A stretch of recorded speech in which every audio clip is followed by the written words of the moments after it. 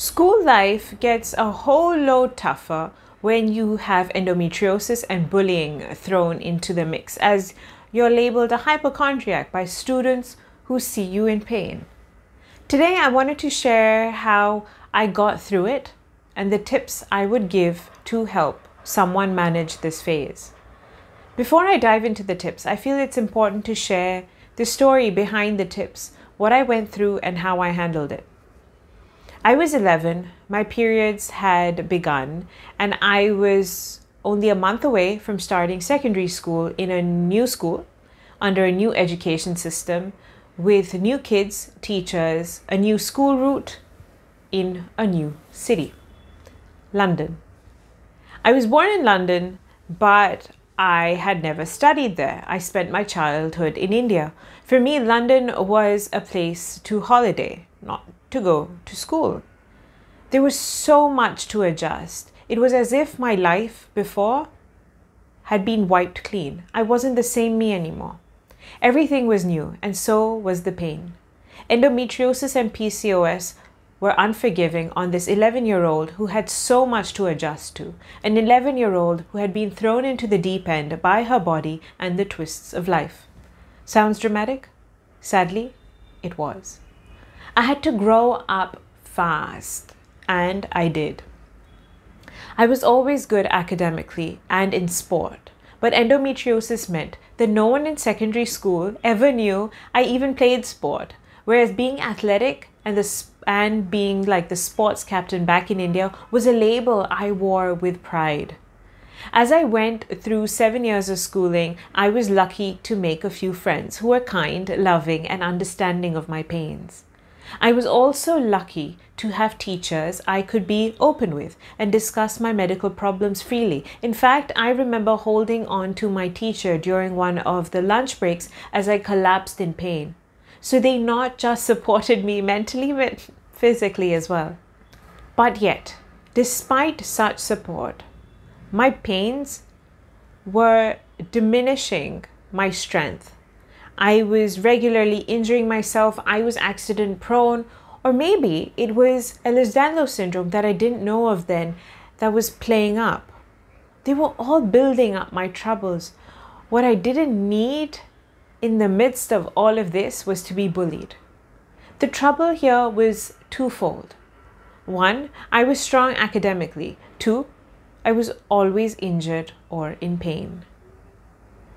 Many could not fathom the fact that I was doing well despite my challenges, so calling me a hypochondriac or attempting to shame me by copying me when I was in pain or sniggering at me when I would sit out of activities I couldn't manage to do so in school was their way of making me feel bad.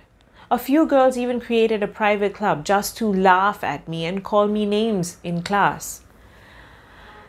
They would pass notes to each other saying what a faker I was. But there were a few things I was doing right that allowed me to remain sane and get through my time in school with consistent, successful academic performances. And here's what they were. Here are my 7 tips that I've been wanting to share with all of you. Number 1, prioritizing assignments. Each subject brought with it homework. Some of them were extensive and some were not. So I prioritized based on the dates the assignments were due, and I kept chipping away at the major essays I needed to write, so I wasn't doing anything last minute. I was also an art student and I loved creating, so I left the work I enjoyed the most for when I had completed the work I didn't enjoy so much. It was like my reward. I dealt with the toughest thing first so that I could feel more relaxed to do the things that didn't feel like a chore. In fact, art was therapeutic and allowed me to be more expressive. I also tried to be efficient enough that I never left my homework for the last day, simply because if I was faced with a bad pain day, I would have a buffer and wouldn't feel pressured to get homework or coursework done when I really needed to rest. Once I turned 16, I started working on the weekends, and this made me more efficient because it meant I had less time, so my focus was at optimum levels when I did do my coursework. Number 2, I spoke to my teachers. Just as vocal as I was at home, similarly, I was open to telling my teachers exactly what was happening with me. In fact, all I needed to do was let my form teacher know, and she relayed that information to all my subject teachers. This meant that my teachers understood why I was grimacing in pain or if I needed to go to the toilets. This open communication strengthened the bond of trust between me and my teachers. Number 3, school counseling. Within the first couple of years of secondary school, my head of year saw my physical struggles and the bullying I was facing. She suggested I see the school counselor once a week. She feared I would lose it mentally under all the physical and mental strain. And this would be a sensible way to save me from that. Out of all the decisions taken in my life, this rates as one of the best ever, and I want to share why. At a very early age, around 13, I was being heard and understood. I was being guided and taught how to separate oneself from the issue others had that they happened to project onto me. For example, if someone bullied me by believing I was faking my endometriosis and PCOS pain, yet I was managing to do well and was liked by my teachers, that someone was feeling jealous of the strength I was able to show. The counselor explained how troubled that person might be, and I need to see their behavior as their outlet for their troubles. I was a soft target. Unfortunately, it was not nice for me, but I needed to believe that none of this was personal. I needed to detach myself from each conflict that was created in my mind by others. I'm obviously not a counselor, so I can't explain it so well, but her ability to show me my life with such clarity helped me simplify my thinking. Every weekly session drilled these thoughts that I want to share with you, and definitely more thoughts, but I'm gonna not go into extreme amounts of detail. So number 1, I'm not responsible for what someone thinks or feels about me when I clearly haven't done anything to them for them to feel so negatively about me. Number 2, other people's issues are not mine to solve. Number 3, my issues are mine to solve. Number 4, my focus is balancing schoolwork and health. Number 5, be truthful to myself. By reducing my contact with avoidable anxiety-inducing issues, I was helping my mental health, and unknowingly, at the time, I was preparing me to grow stronger for the future. It was teaching me how to separate the important and the unimportant. It was teaching me to be observant and develop an understanding of what and how to prioritize. Number 4, being present while studying, while in class. I made sure I studied and remained alert as much as possible during my actual classes by making proper detailed notes, which I could revise through. I was never one to study last minute before exams, so the fact that I studied throughout the year meant I didn't need to revise too much before exams. This kept me prepared and relaxed. I actually had my first endometriosis laparoscopy during my A-level exams, and with the help of an amazing school friend, whatever I missed in school was shared by her through her notes. But because I studied throughout the year, I was okay to miss days of revision and make it through my exams.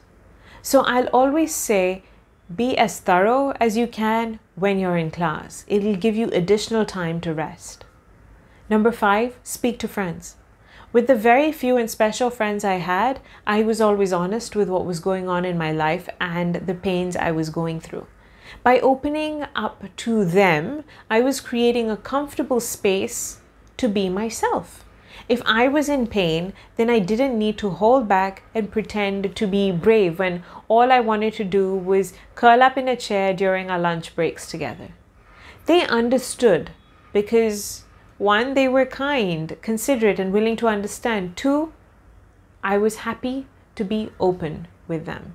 Number 6, back yourself.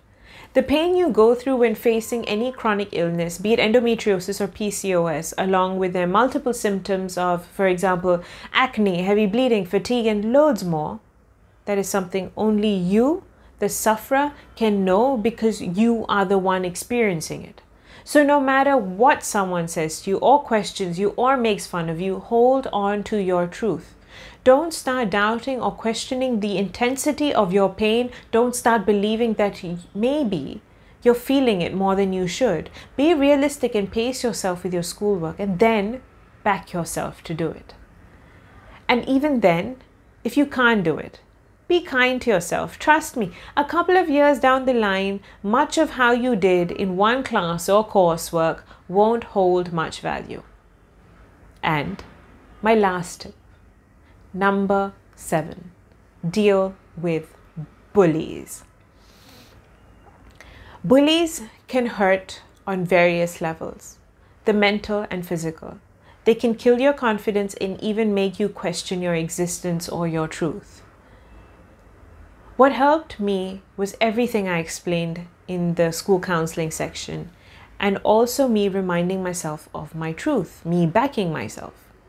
I never verbally engaged with those who were mean to me because I was scared. I didn't want trouble.